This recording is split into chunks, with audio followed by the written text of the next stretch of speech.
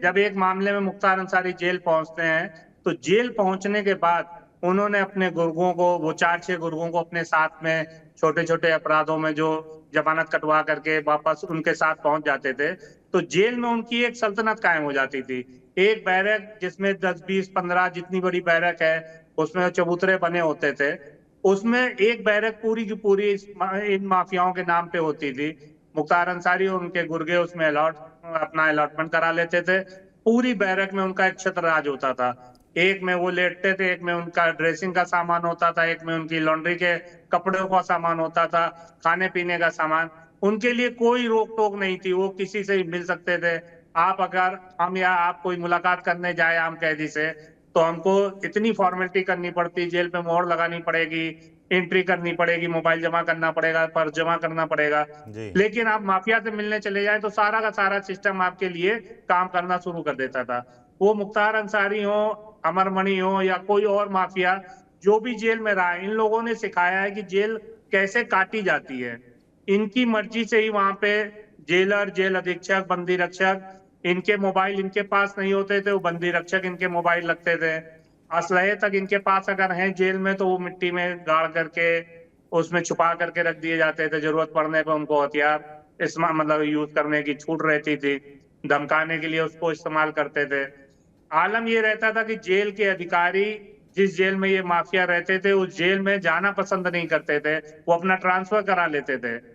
Banda jail में जब ये मुख्तार अंसारी को लाया गया पंजाब जेल से, जी। उस समय दो जेलर, जो जेल अधीक्षकों का ट्रांसफर जब बांदा जेल में किया गया, एक तो ज्वाइन करने के बाद लंबी मेडिकल छुट्टी पे चले गए, और एक ने ज्वाइन करने से ही मना कर दिया।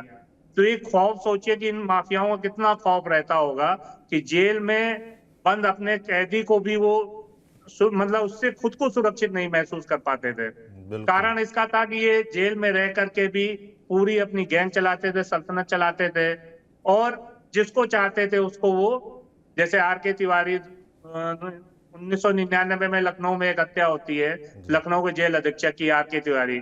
जी। आर के तिवारी ने थोड़ी सख्ती करने की कोशिश की थी इन माफियाओं पे जो उस समय जेल में बंद थे। जी। उन्होंने राजभवन के सामने डीएम के कार्यालय से मीटिंग करके वो निकल रहे थे।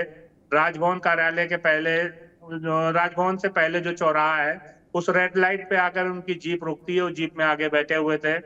बाइक से दो सवार पीछे से आते हैं, उनके साइड पे आकर के गोली चलाते हैं, और फिर यू टर्न लेकर हजरतगंज चौराहे की तरफ भाग जाते हैं। जी। इस मामले में 25-30 लोगों को अभियुक्त बनाया गया, मुख्तार का भी नाम आया, कई और लोगों के नाम आए, सारे लोग उसमें गए।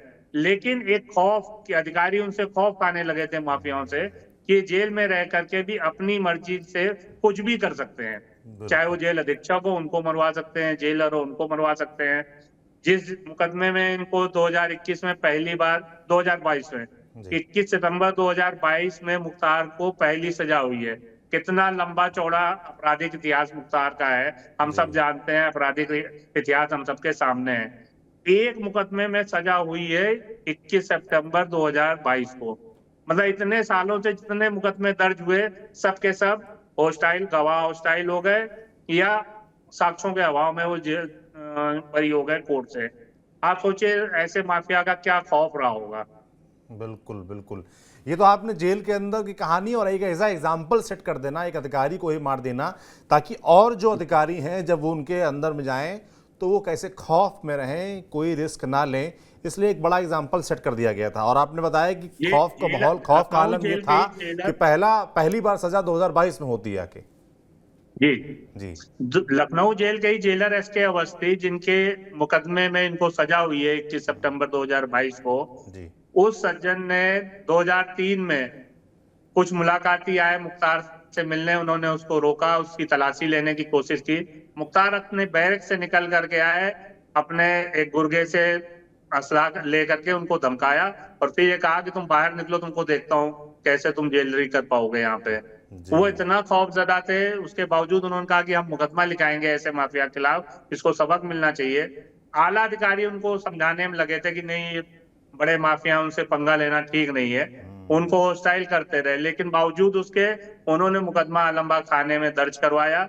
हालांकि वो मुकदमा तो उनके रिटायरमेंट के बाद उन्होंने गवाही, अपनी गवाही से मुकरे, और वो मुकदमा छूट गया, जी। क्योंकि उसमें जो पैरवी कर रहे थे सरकारी वकील थे, वो सब मतलब सरकार का एक पार्ट होते हैं जो सरकारी वकील भी है, वो जब पैरवी ना करें, गलत साक्ष्य प्रस्तुत करें, तो निश्चित रूप से केस को छूट जाना है।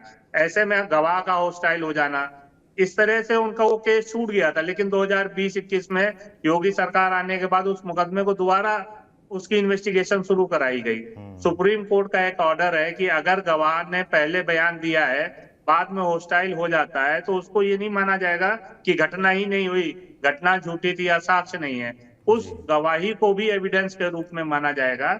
इसी को आधार बनाते हुए एसके अवस्थी के जेलर वाले मुकदमे में, धमकाने के मुकदमे में ही 7 साल कठोर कारावास और 35,000 या 50,000 का जुर्माना हुआ था 21 सितंबर 2022 को। उसके बाद से 3-4 मुकदमों में और सजा हुई है।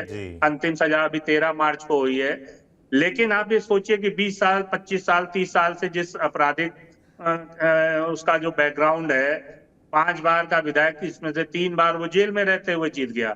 किसी भी पार्टी से उसको टिकट मिले ना मिले, हर आदमी, हर पार्टी ललायत रहती थी कि हमारी पार्टी में आ जाओ, हमारी पार्टी से टिकट से चुनाव लड़ जाओ।